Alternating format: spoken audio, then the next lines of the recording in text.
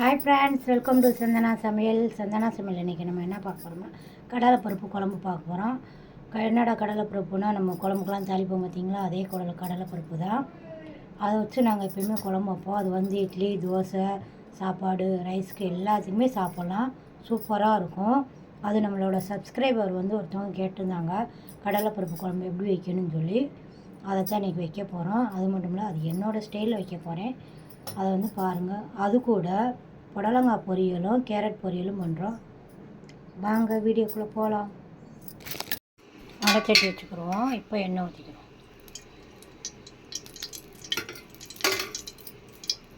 சோம்பு போடுறோம்.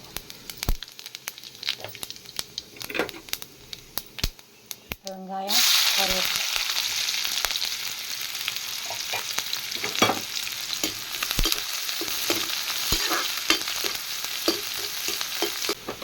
இப்போ தக்காளி,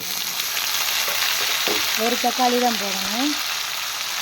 ஒரு வெங்காயம், ஒரு 2 தக்காளி வந்து அடிச்சுக்கணும். குழம்புக்கு தேவையானது வந்து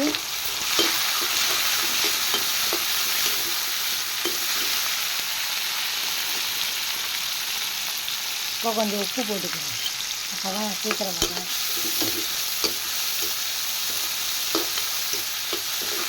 இதான் வெங்காயமும் தக்காளியும் அடித்து வச்சுருக்கோம்.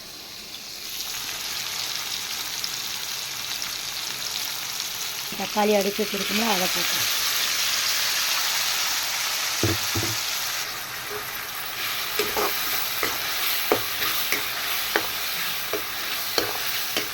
இப்போ மசாலா போட்டுக்கணும். தனி மிளகாய்,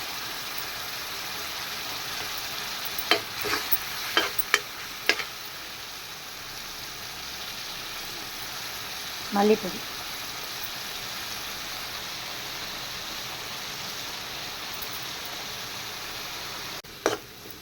தேவையான அளவு மசால் பொடி போட்டு நல்லா வதக்கிக்கணும்.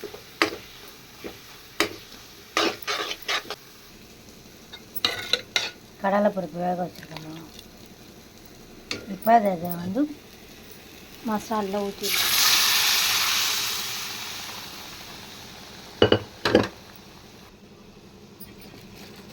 இப்போ குழம்புக்கு தேவையான உப்பு போட்டுக்கணும்.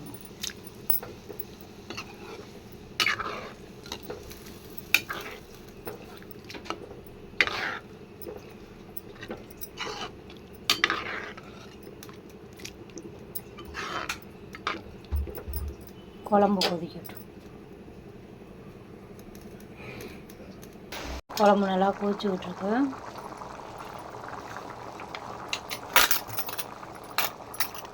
கொஞ்சோண்டு தேங்காய் ஊற்றிக்கணும்.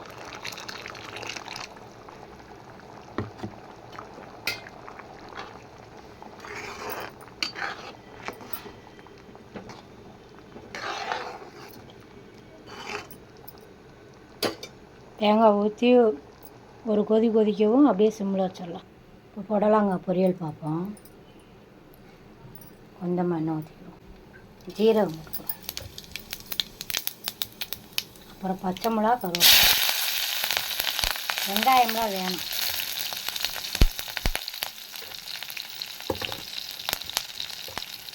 இப்போ புடலங்காய்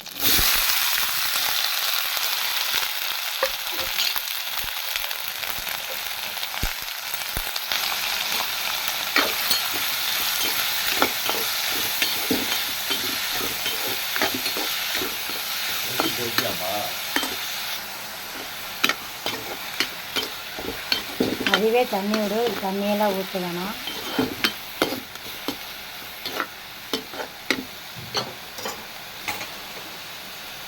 இப்போ கொஞ்சோண்டு உப்பு போட்டுக்கணும்.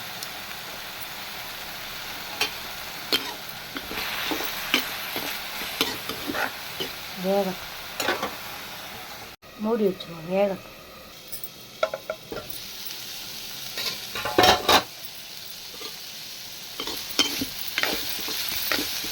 புடலங்காய் நல்லா வந்துருச்சு.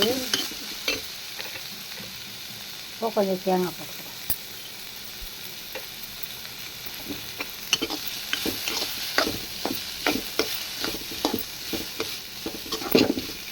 புடலங்காய் பொரியல் ரெடி.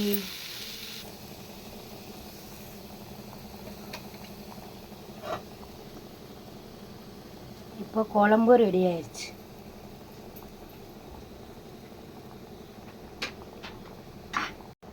இப்போ குழம்பு ரெடி ஆகிடுச்சு, ஆஃப் பண்ணிடலாம். இப்போ கேரட் பொரியல் பார்க்க போகிறோம். அது கொஞ்சம் எண்ணெய் ஊற்றிக்கிறோம்.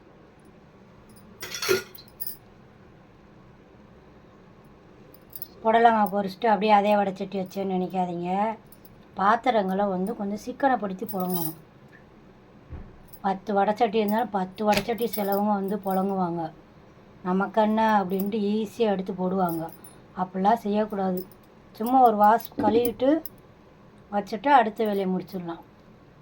கொஞ்சம் சுருக்கமாக பாத்திரங்கள்லாம் புழங்கணும். பாத்திரம் விளக்கும் போது தான் தெரியும்.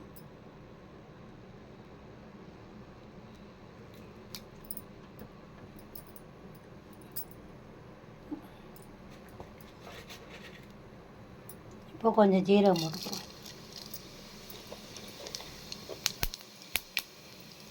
இப்போது மிளகா வத்த பூண்டு. கேரட்டுக்கு பூண்டு போட்டிங்கன்னா நல்லா வாசமாக இருக்கும்.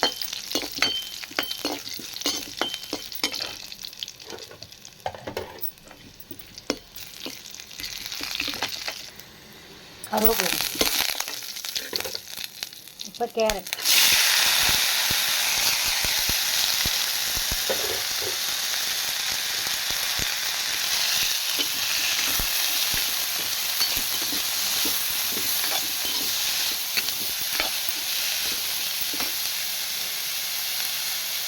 இப்போ கொஞ்சம் உப்பு.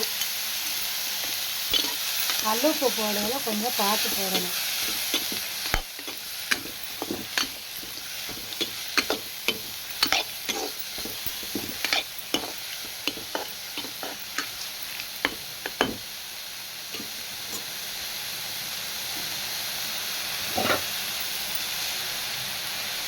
லேசாக தண்ணி தெளித்து வேக வைக்கணும்.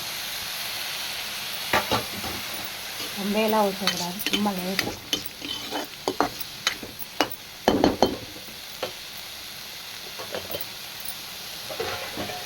இப்போ மூடி போட்டு வேகட்டும்.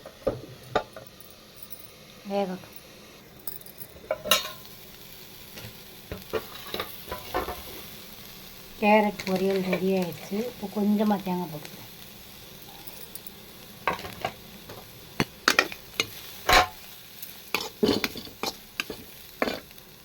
அவ்வளோதான், அடுப்பு ஆஃப் பண்ணிடலாம்.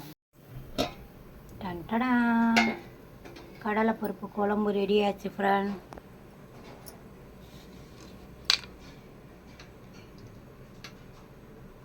என்னோடய ஸ்டைலில் கடலைப்பருப்பு குழம்பு வச்சுருக்கேன். அது ஒரு சப்ஸ்கிரைபர் கேட்டாங்க கடலைப்பருப்பு குழம்பு வைங்கன்னு சொல்லி, அதனால் கடலைப்பருப்பு போட்டு குழம்பு வச்சுருக்கேன். இது சாதத்துக்கு மட்டும் இல்லை, இட்லிக்கு தோசைக்கு எல்லாத்துக்குமே சாப்பிட்லாம். சூப்பராக இருக்கும். இந்த குழம்பு வச்சோம்னா காலையில் நாங்கள் டிஃபனுக்கு தான் வச்சுக்கிடுவோம். என் பசங்களுக்கு ரொம்ப ரொம்ப பிடிக்கும். அதோட புடலங்காய் பொரியல், கேரட் பொரியல், ஒயிட் ரைஸ். இதே எங்கள் வீட்டோட மத்தியானம் லஞ்சு. இந்த வீடியோ பிடிச்சிருந்தா லைக் பண்ணுங்கள், ஷேர் பண்ணுங்கள், கமெண்ட் பண்ணுங்கள். மறக்காமல் சஞ்சனா சமையலை சப்ஸ்கிரைப் பண்ணுங்கள். வேறு ஏதாவது குழம்பு வேணும்னா கேளுங்க, அதையும் நாங்கள் வைக்கிறோம் பாருங்கள். பாய் ஃப்ரெண்ட்.